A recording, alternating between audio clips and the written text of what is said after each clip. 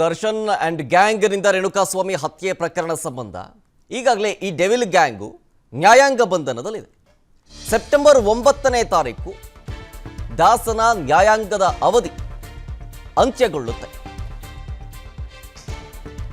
ಒಂದು ಕಡೆ charge sheet ಸಲ್ಲಿಕೆ ಆಗಿದೆ, 3991 ಪುಟಗಳ ಚಾರ್ಜ್ ಶೀಟ್.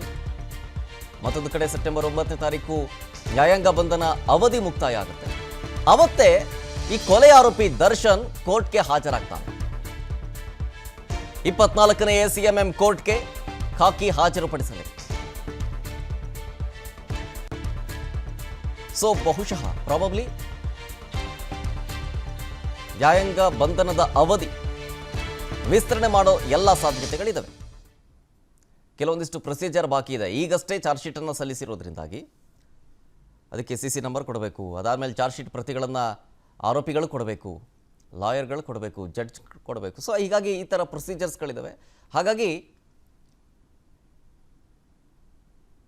ನ್ಯಾಯಾಂಗ ಬಂಧನದ ಅವಧಿಯನ್ನು ವಿಸ್ತರಿಸೋ ಸಾಧ್ಯತೆಗಳು ದಟ್ಟವಾಗಿ ಕಾಣ್ತವೆ. ನೋಡಿ, ಸೆಪ್ಟೆಂಬರ್ 9ನೇ ತಾರೀಕು ಸೆಷನ್ಸ್ ಕೋರ್ಟ್ಗೆ ಚಾರ್ಜ್ ಶೀಟ್ ಟ್ರಾನ್ಸ್ಫರ್ ಆಗುತ್ತೆ. ಮ್ಯಾಜಿಸ್ಟ್ರೇಟ್ ಕೋರ್ಟ್ನಿಂದ ಸೆಷನ್ಸ್ ಕೋರ್ಟ್ಗೆ ಇದು ಟ್ರಾನ್ಸ್ಫರ್ ಆಗುತ್ತೆ. ವರ್ಗಾವಣೆಯ ಬಳಿಕ ರೇಣುಕಾಸ್ವಾಮಿ ಕೇಸ್ ಸ್ಕ್ರೂಟಿನಿ ಆಗುತ್ತೆ, ಅಂದರೆ ಪರಿಶೀಲನೆ ಆಗುತ್ತೆ ಅಂತ. ಕೇಸ್ ಪರಿಶೀಲನೆ ಆದ ನಂತರ ಪ್ರಕರಣಕ್ಕೆ ಸಿಸಿ ನಂಬರ್ ಅನ್ನು ಕೊಡಲಾಗುತ್ತೆ. ಸಿಸಿ ನಂಬರ್ ಪಡೆದ ಮೇಲೆ ಚಾರ್ಜ್ ಶೀಟ್ನ ಪ್ರತಿಯನ್ನು ಕೊಡಲಾಗುತ್ತೆ. ಆರೋಪಿಗಳ ಪರ ವಕೀಲರಿಗೆ ಚಾರ್ಜ್ ಶೀಟ್ ಪ್ರತಿಯನ್ನು ಕೊಡಲಾಗುತ್ತೆ.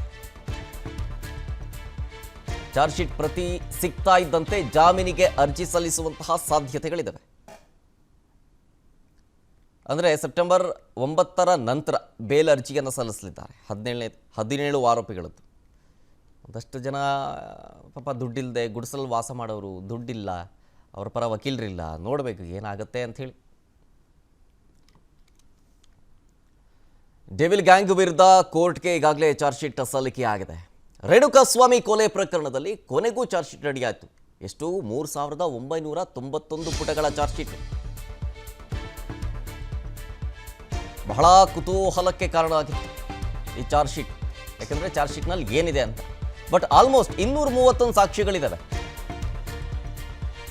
ಎಲ್ಲವೂ ಕೂಡ ದರ್ಶನ್ ವಿರುದ್ಧವಾಗೇ ಇದೆ.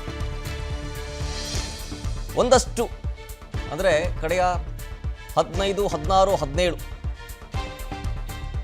ಆರೋಪಿ ನಂಬರ್ 15, 16, 17 ಅವರು 3 ಜನದ ಪಾತ್ರ ಅಷ್ಟಾಗಿಲ್ಲ ಅಂಥೇಳಿ ಬೇಲ್ ಸಿಗೋ ಚಾನ್ಸಸ್ ಇರುತ್ತೆ. ಹಾಗಾಗಿ ಅವರುಗಳು ಕೂಡ ಅಷ್ಟೇ, ಅವ್ರ ಜೊತೆಗೆ ಇನ್ನೊಂದಿಷ್ಟು ಜನರು ಅಷ್ಟೇ ಬೇಲ್ಸ್ ಅಪ್ಲೈ ಮಾಡುವಂತಹ ಸಾಧ್ಯತೆ ಇದೆ. ಜಾಮೀನಿಗೆ ಅರ್ಜಿ ಸಲ್ಲಿಸೋದಕ್ಕೆ 17 ಆರೋಪಿಗಳು ಕೂಡ ತಯಾರಿಯನ್ನು ಮಾಡ್ತಾ ಇದ್ದಾರೆ, ಸಿಕ್ಕರೆ ಸಿಕ್ಕಲಿ ಅಂತ. ಚಾರ್ಜ್ ಶೀಟ್ ಕೈ ಸೇರ್ತಾ ಇದ್ದಂತೆ ಬೇಲ್ಗೆ ಅರ್ಜಿಯನ್ನು ಸಲ್ಲಿಸೋದಕ್ಕೆ ಮುಂದಾಗ್ತಾ ಇದ್ದಾರೆ. ಕೆಲ ಆರೋಪಿಗಳ ಬಳಿ ವಕೀಲರಿಗೆ ಕೊಡೋದಕ್ಕೆ ಹಣ ಇಲ್ಲ. ಈಗಷ್ಟೇ ಹೇಳ್ತಾ ಇದ್ದೆ, ಪಾಪ ಗುಡಿಸಲು ಕೆಲಸ ಮಾಡೋರು ಅಣ್ಣ ಕರೆದ ಅಂತ ಬಂದ್ಬಿಟ್ರು, ಪ್ರಕರಣದಲ್ಲಿ ಭಾಗಿಯಾದರು, ಎಲ್ಲ ಬಾಸ್ ನೋಡ್ಕೋತಾರೆ ಅಂತ ನೋಡಿದ್ರು. ಅವ್ರಿಗಿರೋ ವರ್ಚಸ್ಗೆ, ಅವ್ರಿಗಿರೋ ತಾಕತ್ಗೆ ನಮ್ಗೆ ಯಾರು ಮುಟ್ಟಕ್ಕಾಗಲ್ಲ ಅಂತ ಅನ್ಕೊಂಡಿದ್ರು. ಬಟ್ ಈಗೇನು ಮಾಡೋದು, ಲಾಕ್ ಆಗೋಗಿದ್ದಾರೆ. ಲಾಯರ್ ಪರ ಲಾಯರ್ಗಳಿಗೆ ದುಡ್ಡು ಕೊಡೋದಕ್ಕೆ ದುಡ್ಡಿಲ್ಲ ಅವ್ರ ಬಳಿ. ಏನು ಮಾಡ್ತಾರೆ ಅನ್ನೋದು ನೋಡಬೇಕು. ಆರೋಪಿಗಳು ಬೇಲ್ ಅರ್ಜಿ ಸಲ್ಲಿಸಿದ್ರೆ ಆಕ್ಷೇಪಣೆ ಸಲ್ಲಿಸೋದಕ್ಕೂ ಕೂಡ ಪೊಲೀಸರು ಸಿದ್ಧತೆಗಳನ್ನು ಮಾಡ್ಕೊಂಡಿದ್ದಾರೆ. ಮತ್ತೊಂದು ಕಡೆ ಅನುಕ್ಷಣದ ಸುದ್ದಿಗಳಿಗಾಗಿ ವಿಸ್ತಾರ ನ್ಯೂಸ್ ಯೂಟ್ಯೂಬ್ ಚಾನೆಲ್ ಸಬ್ಸ್ಕ್ರೈಬ್ ಮಾಡಿ. ಹೊಸ ಸುದ್ದಿಗಳ ನೋಟಿಫಿಕೇಶನ್ಗಾಗಿ ಬೆಲ್ ಐಕಾನ್ ಕ್ಲಿಕ್ ಮಾಡಿ. ಲೇಟೆಸ್ಟ್ ಅಪ್ಡೇಟ್ಸ್ಗಾಗಿ www.vistaranews.com ವೆಬ್ಸೈಟ್ಗೆ ವಿಸಿಟ್ ಮಾಡಿ. ಅಂಗೈಯಲ್ಲೇ ಜಗತ್ತಿನ ಸುದ್ದಿ ತಿಳಿಯಲು ವಿಸ್ತಾರ ನ್ಯೂಸ್ ಕನ್ನಡ ಆಪ್ ಡೌನ್ಲೋಡ್ ಮಾಡಿ.